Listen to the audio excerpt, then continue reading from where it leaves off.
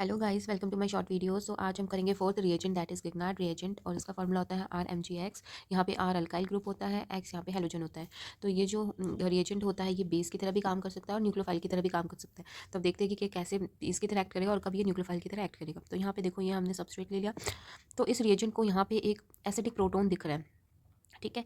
Acidic proton दिख रहा है, तो यहाँ पे डेल नेगेटिव डेल पॉजिटिव आएगा। तो ये नेगेटिव चार्ज क्या करेगा, इस H+ को निकाल लेगा, ये बॉन्ड ब्रेक होगा, यहाँ पे नेगेटिव चार्ज आ जाएगा।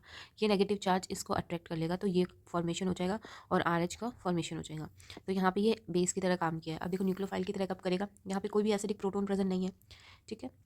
तो ये न्यूक्लियोफाइल की तरह एक्ट करेगा। न्यूक्लियोफाइल मीन्स कि इसको एक इलेक्ट्रॉन डेफिशिएंट कार्बन चाहिए होगी, तो वो कैसे होगा, देखो यहाँ पे ये ऑक्सीजन ज़्यादा इलेक्ट्रोनेगेटिव है, तो ये जो बॉन्ड है ये यहाँ पे शिफ्ट होगा। ये अब क्या होगा, पॉजिटिव चार्ज, इट मीन्स कि इलेक्ट्रोफाइल बन गया। इलेक्ट्रॉन डेफिशिएंट, इट मीन्स कि ये इलेक्ट्रोफाइल है। तो ये जो है डेल नेगेटिव, ये डायरेक्टली यहाँ पे अटैक करेगा इस पर, ठीक है।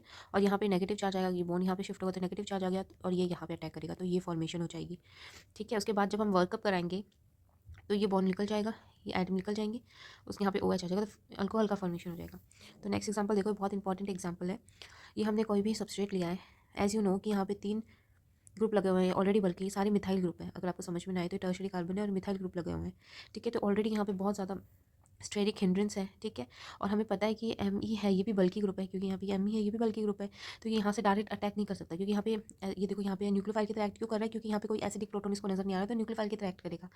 बट यहाँ पे क्या है, ये भी बल्कि है और ऑलरेडी यहाँ पे स्टेरिक हिंड्रेंस है, तो ये यहाँ पे अटैक नहीं कर पाएगा, तो ये ऐसी रिएक्शन नहीं होगी। बट देखो, जब हम ये वाला सबस्ट्रेट या रिएजेंट लेते हैं तो रिएक्शन होती है। तो देखो कैसी होती है, जो MgBr है उसकी बीटा पोजीशन पे हाइड्रोजन प्रेजेंट है, वो क्या करेगा, वो डायरेक्टली अटैक करेगा इस इलेक्ट्रॉन डेफिशिएंट कार्बन के ऊपर।